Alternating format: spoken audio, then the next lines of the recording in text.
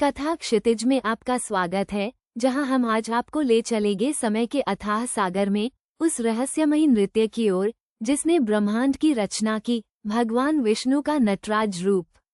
सोचिए, आज से हजारों साल पहले जब हमारे ऋषि मुनि ध्यान की गहराइयों में उतरते थे, तब उन्होंने क्या देखा होगा? क्या सिर्फ एक ईश्वर, या फिर कुछ ऐसा जो हमारी कल्पना से परे हो? यही वो समय था जब विष्णु के ब्रह्मांडीय नृत्य का बीज अंकुरित हुआ। ये सिर्फ एक नृत्य नहीं था, बल्कि अस्तित्व का एक महाकाव्य था, जिसे शब्दों में नहीं बल्कि गति और लय में उकेरा गया था। इस नृत्य की जड़ें वेदों और उपनिषदों तक जाती हैं।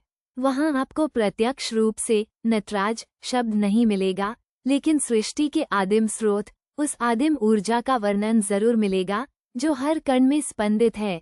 पुराणों में ये कहानी और स्पष्ट रूप से सामने आती है।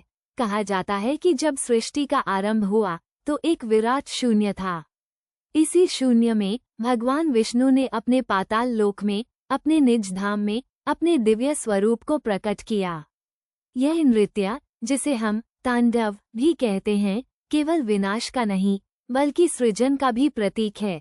सोचिए, जब विष्णु अपने पैर की एक ताल पर थिरकते हैं तो ब्रह्मांड में नई ऊर्जा का संचार होता है, कण कण में जीवन का स्पंदन जागृत होता है।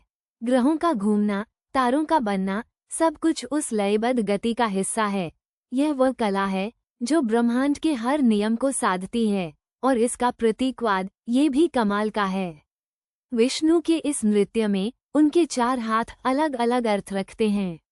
एक हाथ में वे सृजन का प्रतीक शंख धारण करते हैं, जो सृष्टि के आरंभ की ध्वनि है। दूसरे हाथ में सुदर्शन चक्र, जो व्यवस्था और धर्म की रक्षा का प्रतीक है, साथ ही विनाश का भी। तीसरे हाथ में गदा, जो बल और अधिकार का प्रतीक है, और चौथा हाथ वो अक्सर अभय मुद्रा में होता है, जो हमें भय से मुक्ति का आश्वासन देता है। उनकी मुद्राएं, उनके अंग संचालन, हर एक का गहरा अर्थ है। उनके नृत्य से उत्पन्न होने वाली कंपनों से ही तारे जन्म लेते हैं, नदियों का प्रवाह शुरू होता है। ये सिर्फ एक धार्मिक अवधारणा नहीं है, बल्कि उस समय के दार्शनिकों और वैज्ञानिकों की ब्रह्मांड को समझने की एक अद्भुत कोशिश है। वे प्रकृति के नियमों को, ऊर्जा के प्रवाह को एक नर्तक की मुद्राओं में देखते थे।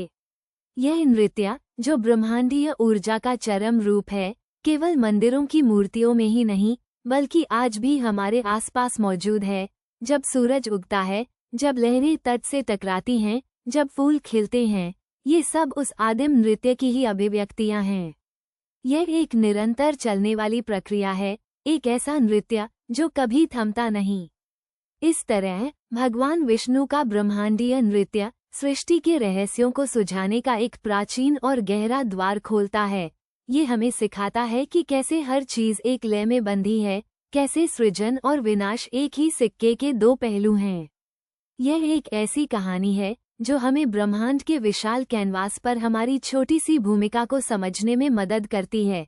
कथा क्षितिज से आज के लिए बस इतना ही। ऐसे ही और अनमोल रहस्यों को जानने के लिए जुड़े रहिए हमारे साथ।